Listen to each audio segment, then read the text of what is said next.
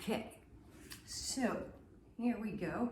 It's just going to be some small movements, but we really want to focus on that good fight between our tailbone and our ribs. So I have my feet down. You want you to feel your big toes, your heels, like your feet are both evenly balanced. So at this point, if one of your feet does not, one foot does not feel like it's planted on the ground, take a big inhale. On the exhale, grab your hips and just lengthen your spine, close your ribs, and see if you can feel your insides kind of knit together, all the muscles around your spine, down through your hips until your feet feel even. And you'll do that 3 times. On the exhale, close the ribs, close all of the parts of your abs, and then feel your spine just extend down and allow both feet to be even, and without, of course, the knees waggling. So you do that about 3 times until you find yourself even. And if you don't find yourself even, just keep doing it, and that's just going to be the work for the day. Then, because we're going to build on each thing. The next thing you're going to do is really plant your arms down like the back of your shoulders were part of holding the ground.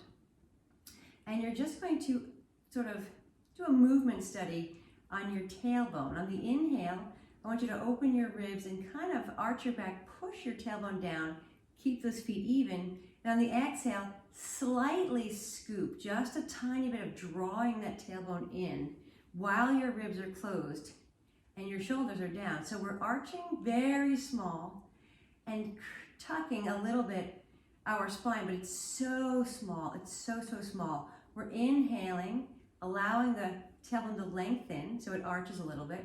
And on the exhale, we're contracting our abs a little bit, but allowing the back of our legs or our butt to get longer. So we're never compressing.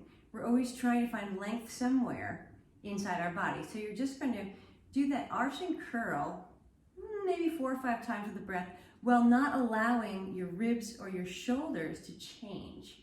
So your neck is always free, your torso is and trunk is very organized, and you're able to very slightly move your pelvic floor back and forth without the rest of this changing, and without your feet changing or your knees waggling. So that is that's the beginning, and that is all that we need to accomplish. So if that becomes something that you can do and you can accomplish, great.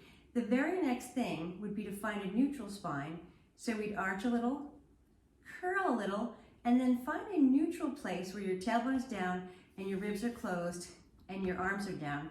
And then from there, you would, without moving or disturbing any parts of the hips or spine, draw your right leg up and then just set it back down, finding even weight on both feet. Then you would inhale, draw the left leg up, and for you, Bianca, you really want to keep this left side long, and then send it down. And you would just continue 1 leg at a time, not 2 legs yet, just, and really you're studying. It's a real study on the inside of what isn't going down, what is trying to pop up. And every time you breathe, when you inhale, you're going to inhale into your rib cage, not your low belly. So you're inhaling into the ribs to expand them outward, and then exhale, continuing to contract. So you inhale, expanding, and then exhale, contracting. Since we're not breathing into our belly is staying strong and tight and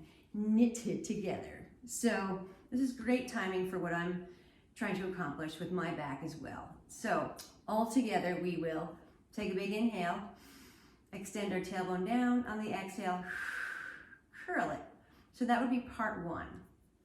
Part 2, if you feel like you're ready to get there, we're going to now work with, instead of our legs lifting and lowering, our upper torso lifting and lowering without disturbing anything else. So we would take an inhale into our ribs, find our stability, and on the exhale, you're going to contract your abs until the contraction allows the head to lift and the arms to kind of reach forward. And then we pull the belly in, we lengthen out to come down. So again, we're never compressing.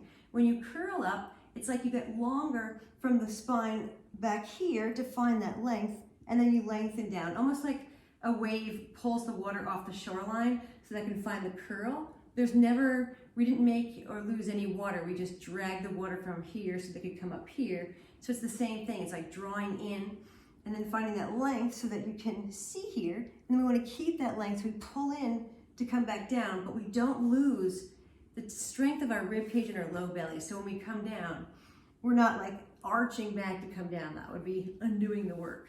So we take an inhale. On the exhale, we draw the belly in, contract, find the length, allow that to allow our head to come up and our arms reach. And then we pull the belly in again and come back down. And if that's too much on your neck, you can always support it. But what we want to get to this place of where your stomach is so strong and managed that when you draw the head up, it's completely free and your head is completely supported and your neck by your stomach. If you can see your inner thighs and your stomach is drawing in and up, then you should be able to do that. Okay, that is how we'll start for now. So it's arch and curl, using the legs up and down without moving anything, and then it's extending from our upper thoracic. So we're going to be your upper spine.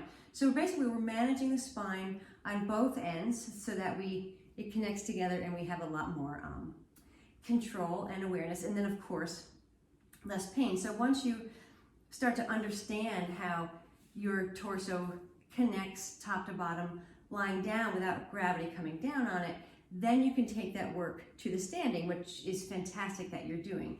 And again, when you're standing, you want to make sure when you breathe in that you're getting long, and when you breathe out that your weight is even 50-50 on both feet. Okay, we're going to start there. All right, guys, I'll see you in a moment, or see you soon.